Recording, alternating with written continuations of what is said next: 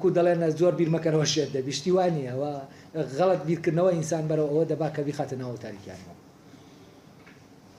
بیر نەکردنەوە لە ڕاستی ئینسان تووشی ئەو وەزە سایکۆلۆژیانە دەبات ئینسان کاتێک کە بیری کردەوە لەو دۆخە سایکۆلۆژیانە بەعکسەوە دەرباز دەبێت هەرچی تاریکیە خەیاڵمان بەمان دروست دەکات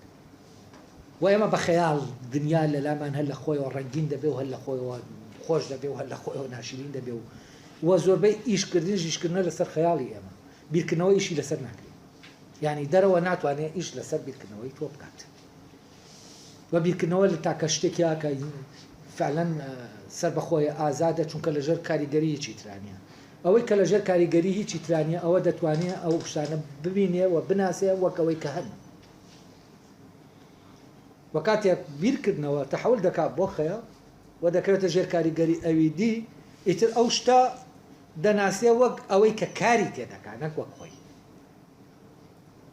یعنی ئێمە شتەکان دەبینین وەک ئەوەی کە کارمان تێدەکەن